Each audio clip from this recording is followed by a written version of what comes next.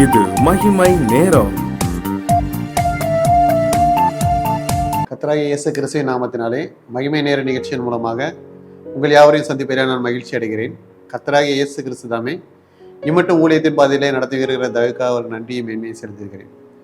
இந்த நாட்களிலும் கர்த்தராகிய இயேசு கிறிஸ்து நம்ம இந்த உலகத்திலே படைத்திருக்கிறார். அதற்கான ஒரு நோக்கத்தை அவர் வைத்திருப்பார் என்பதை நாம் அறிந்து கொள்ள வேண்டும். ஒவ்வொரு நாளும் கர்த்தர் நம்மை வழிநடத்துகிறார் என்பதை நாம் வேத வசனங்கள் மூலமாக நாம் அறிந்து கொள்ள முடியும். ஒரு மனிதன், ஒரு ஜீவன் போல நாம் ஏதோ வாழ்கிறோம், ஏதோ தூங்குகிறோம், எழுந்திருக்கிறோம், நம்முடைய செயல்களை செய்கிறோம், நாம் பயணிக்கிறோம், முடிவிலே மரணிக்கிறோம் என்று நாம் நினைத்துக் கொள்வோம். ஆனால் கர்த்தர் நம்மை படைத்திருக்கிறார் என்பதை நாம் அறிந்திருந்தோம். ஆனால் கர்த்தர் நம்மை ஒவ்வொரு நாளும் நம்மை வழிநடத்துகிறார் என்பதையும் நாம் அறிந்து கொள்ள முடியும். கர்த்தர் தாமே நம்முடைய ஒவ்வொரு நாட்களையும் நமக்கு தருகிறார். அந்த நாட்களில் நாம் செய்யும் ஒவ்வொரு காரியங்களையும் கர்த்தர் பொறுப்பேற்று வழிநடத்துகிறார். இன்றைக்கும் இந்த நாட்களிலும் கர்த்தர் நம்முடைய வாழ்வை நடத்துகிறார் என்பதை நாம் அறிந்து கொள்ளும்படியாக நாம் வேத வசனங்கள் மூலமாக நாம் தியானிக்க இருக்கிறோம். நாம் நிச்சயம் இல்லாதவர்கள் போல அல்ல, கடவுள் இல்லை என்று சொல்பவர்கள் போல அல்ல, கடவுள் நம்மை நடத்துகிறார் என்பதை அறிந்து வாழ்வோமானால் கடவுள் நமக்கு வைத்திருக்கிற கிருபைகளை நாம் பெற்று அனுபவிக்க முடியும். ஒவ்வொரு நாளும் கர்த்தர் நம்மை அந்த நாட்களை காண செய்து நம்மை வழிநடத்தி வருகிறார். அந்த நாளுக்குரிய எல்லா காரியங்களையும் கர்த்தர் நமக்கு தருகிறார் என்பதை நாம் அறிந்திருந்தோமானால் அந்த நாட்களிலே கர்த்தருடைய கரத்திலே நாம் கொடுத்து வாழும்போது அந்தந்த காரியங்களே ஜெயமாய் வாழ முடியும். கர்த்தர் நம்மை நடத்துகிறார், கர்த்தரே நம்முடைய வாழ்வை நடத்துகிறார் என்பதை பற்றி சிந்திப்பதற்கு முதலாம் நாளான என்று சிந்திப்பதற்கு ஆதாரமாக எடுத்துக்கொண்ட வேத வசனம் ஏசாயா தீர்க்கதரிசியின் புஸ்தகம் 50ஆம் அதிகாரம் 4ஆம் வசனம் இப்படியாக கூறுகிறது: காலைதோறும் என்னை எழுப்புகிறார், கற்றுக்கொள்ளுகிறவர்களைப் போல நான் கேட்கும்படி என் செவியை கவனிக்க செய்கிறார் என்று வாசிக்கிறோம். நம்முடைய வாழ்விலே கர்த்தராகிய இயேசு கிறிஸ்து தாமே நாம் காலையில் எழுந்திருக்க பண்ணுகிறார். அவர் தாமே நாம் காலையிலே நாம் எழுந்து இந்த உலகத்தை காணும்படி கிருபை செய்கிறார். இரவிலே நாம் தூங்க செல்கிறோம், தூங்கிவிட்டு நாம் காலையில எழும்பும் பொழுதுதான் ஒரு புதிய நாளை கண்டுவிட்டோம் என்பதை நாம் அறிந்து கொள்ள முடிகிறது. காலையிலே நாம் நம்முடைய எழும்புகிறோம் என்றால் அது நம்முடைய பலத்தினால் இல்ல, நாம் சுகத்தோடு காணப்படுகிறோம் என்பதாக அல்ல. கர்த்தர் நம்மை எழுப்புகிறார். ஒவ்வொரு உயிரினத்தையும் கர்த்தர் படைத்தார். கர்த்தரே ஒவ்வொரு நாட்களையும் அவர்களுக்கு கிருபையாக தந்திருக்கிறார். காலையிலே நாம் எழும்புவது கர்த்தர் கொடுத்த கிருபை. கர்த்தர் நம்மை அந்த நாளை காணும்படியாக நம்மை எழுப்புகிறார் என்பதை இந்த வசனத்தின் மூலமாக நாம் அறிந்து கொள்ள முடியும். மேலும் நாம் அந்த நாட்களிலே செய்ய வேண்டிய காரியங்கள் எல்லாவற்றையும் அறிந்து கொள்ளும்படியாக கர்த்தர் அதிகாலையிலே நம்மை எழுப்புகிறார். கர்த்தர் அதிகாலையிலே எழுப்பி அந்த நாளிலே நாம் என்ன செய்ய வேண்டும் என்பதை அறிந்து கொள்ளும்படியாக நம்மை எழுப்புகிறார். நாம் காலையில எழுந்த உடனே நாம் என்ன செய்கிறோம் என்பதை நாம் சிந்தித்து பார்க்க வேண்டும். கர்த்தர் நம்மை காலையிலே எழுப்பும் போது அந்த நாளை கர்த்தர் கொடுத்திருக்கிறார் என்பதை நாம் அறிந்திருந்தோம். ஆனால் கர்த்தருடைய சமூகத்திலே நாம் காத்திருந்து அந்த நாட்களை ஆரம்பிப்போம். அந்த நாளிலே நாம் எடுக்கும் எல்லா முயற்சிகளையும் கர்த்தருடைய கரத்திலே கொடுத்து நாம் அதற்காக காத்திருந்து அவருடைய வார்த்தையை பெற்று நாம் ஆரம்பிப்போம். ஏன் காலையிலே கர்த்தர் எழுப்பி நம்மை வழி நடத்துகிறார்? கர்த்தர் காலையிலே எழுப்பி நமக்கு தரும் ஆசீர்வாதங்கள் என்ன என்று பார்ப்போமானால், முதலாவது, அதிகாலையிலே கர்த்தர் நம்மை எழுப்புவது நாம் அதிகாலையில் இயேசுவை அந்த நாள் முழுவதும் வழிநடத்தும்படி அவருடைய தயவுக்காக கேட்க வேண்டும் என்று எழுப்புகிறார். நீதிமொழிகள் 8ஆம் அதிகாரம் 19ஆம் வசனத்தை நாம் வாசிப்போமானால், அதிகாலையில் என்னை தேடுகிறவர்கள் என்னை கண்டடைவார்கள் என்று வாசிக்கிறோம். அதிகாலையிலே கர்த்தரை தேடுகிறவர்கள் அவரை கண்டடைவார்கள். அதிகாலையிலே தம்முடைய வார்த்தையை கேட்கும்படியாக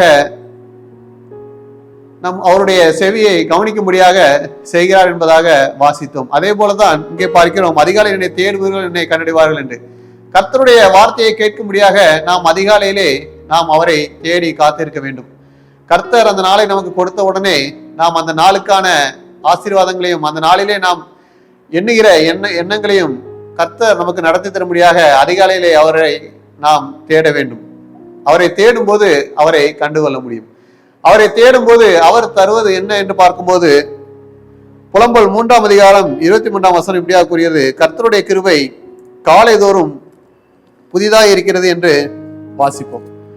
ஒவ்வொரு நாட்களையும் ஆரம்பிப்பதற்கு ஒரு புது பலன் வேண்டும், ஒரு புதிய கிருபை வேண்டும். நம்முடைய நேற்றைய நாள் இன்றைய நாள் போல இருக்காது, நேற்றைய நாள் முந்தின நாட்களை போல இருக்காது. ஒவ்வொரு நாளும் கர்த்தர் எவ்வளவாக நம்மை நடத்தி வருகிறார் என்பதை நாம் சிந்தித்து பார்க்க வேண்டும். காலையிலே நாம் எழும்புகிற போது நம்முடைய சூழ்நிலைகள் நேற்று வேற மாதிரி இருக்கும், முந்தின நாள் வேற மாதிரி இருக்கும். ஒவ்வொரு சூழ்நிலையிலும் நாம் எப்படியாக கர்த்தர் எழுப்புகிறார் என்பதை நாம் எண்ணி பார்க்க வேண்டும். காலையிலே கர்த்தர் எழுப்புகிற போது அவருடைய சமூகத்திலே நாம் காத்திருக்கும் போது அவரை நாம் கண்டுகொள்ள முடியும். அந்த நாளிலே கர்த்தர் நமக்காக வைத்திருக்கிற கிருபைகளை நாம் பெற்றுக்கொள்ள முடியும். நாம் எடுக்கும் முயற்சிகளிலே, நாம் எண்ணும் எண்ணங்களிலே அவர் கிருபையாய் நம்மை வழிநடத்த முடியும். இரண்டாவதாக நாம் பார்ப்போமானால், கர்த்தர் நம்மை காலையிலே எழுப்புவது அவர் நமக்கு நம்பிக்கையை பெற்றுக்கொள்ளும்படி செய்கிறார். சங்கீதம் 143:8ஆம் வசனம் இப்படியாக கூறியது, அதிகாலை உமது கிருபையை கேட்க பண்ணும், உம்மை நம்பி இருக்கிறேன், நான் நடக்க வேண்டிய வழியை எனக்கு காண்பியும், உம்மிடத்தில் என் ஆத்மாவை உயர்த்துகிறேன் என்று வாசிக்கிறோம். அதிகாலையிலே கர்த்தர் நம்மை எழுந்திருக்க பண்ணி அவருடைய சமூகத்தை தேட செய்வது எதற்காக என்றால், நாம் நடக்க வேண்டிய வழியை அவர் நமக்கு காண்பிக்க வேண்டும் என்று. கர்த்தர் புதிய கிருபைகளை வைத்திருக்கிறார்.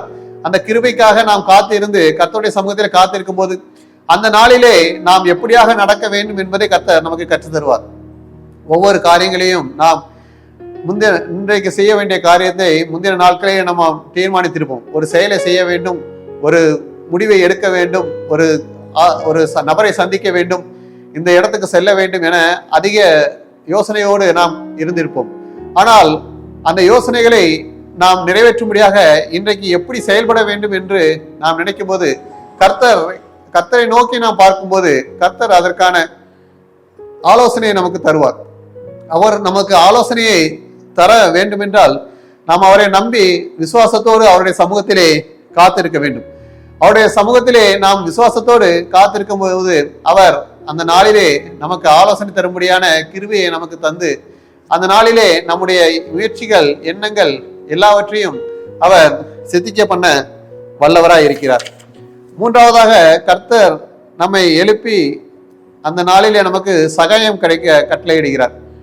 சங்கீதம் 46:5 வசனத்தை பார்க்கும்போது, தேவன் அதன் நடுவில் இருக்கிறார், அது அசையாது, அதிகாலையில் தேவன் அதற்கு சகாயம் பண்ணுவார் என்று வாசிக்கிறோம். சில காரியங்களிலே நமக்கு நீதி கிடைக்க வேண்டும் என்று நினைத்திருப்போம். சில காரியங்களிலே நமக்கு விரோதமாக எழும்புகிற மனிதர்களை நாம் எப்படி மேற்கொள்ள வேண்டும் என்று நினைத்து ஒருவேளை அந்த நாள் ஆரம்பிக்கும் போது அதை கலங்கினவர்களாக காணப்படுவோம். காலையில எந்திக்கும் போது அந்த வருத்தங்களும் பாரங்களும் நம்மை சூழ்ந்ததாக காணப்படும். காலையிலே நமக்கு சந்தோஷம், மகிழ்ச்சி இல்லாமல் நாம் காணப்படுகிற சூழ்நிலையிலே கர்த்தர் அவருடைய கிருபையை விளங்க பண்ணி கர்த்தர் நம்மோடு இருந்து அதிகாலையில நாம் அவரை தேடும் போது நம்முடைய நடுவிலே வந்து அவர் நமக்கு சகாயம் பண்ணும்படியாக நம்மிடத்தில் நிற்பார். எங்கெங்கு நமக்காக வழக்காட வேண்டுமோ, எந்த நபர்களிடத்தில் வழக்காட வேண்டுமோ கர்த்தர் நமக்காக வழக்காடுவார். யாரெல்லாம் நமக்கு தயவு கிடைக்க செய்ய வேண்டுமோ அவர்களிடத்தில் தயவு கிடைக்க கிருபை செய்வார். யாரிடத்திலாம் நமக்கு நீதி கிடைக்கணுமோ அவர்களிடத்தில் நீதி கிடைக்க கிருபை செய்வார். எனவே காலையிலே கர்த்தர் நம்மை எழுப்புகிறார் என்பதை நாம் அறிந்து கொண்டு காலையிலே அவருடைய பாதத்திலே அமர்ந்திருந்து கர்த்தரை தேடும் போது அந்த நாளுக்கான புதிய கிருபைகளை நாம் பெற்றுக்கொள்ள முடியும். அந்த நாளுக்கான புதிய கிருபைகளை தந்து அந்த நாளை நடப்பதற்காக நமக்கு நல்ல ஆலோசனை தந்து வழி நடத்துவார். மேலும் அந்த நாளிலே நமக்கு சகாயத்தை கட்டளையிடுவார். எனவே கர்த்தர் நம்மை காலையிலே எழுப்புகிறார் என்பதை அறிந்து கொள்வோம். கர்த்தருக்கு நன்றி செலுத்தி நாம் வாழ்வோம். கர்த்தர் ஒவ்வொரு நாளின் காலையிலும் நம்மை ஆசீர்வதித்து அப்படியாக அந்த நாளை நமக்கு ஆசீர்வதித்து தருவாராக. ஆமென். ஜெபம். கர்த்தாவே, இந்த நாளிலும் நீர் காலையிலே எழுப்புகிறீர் என்பதை நாங்கள் தியானித்தோம். ஒவ்வொரு நாளும் நீர் காலையிலே எழுப்புவதை நாங்கள் அறிந்து உடைய சமூகத்தில் காத்திருந்த அந்த நாட்களை தொடர்ந்து கிருபை செய்யுமாய் இயேசு கிறிஸ்துவின் ஜெபிக்கிறோம் நல்ல பிதாவே. ஆமென்.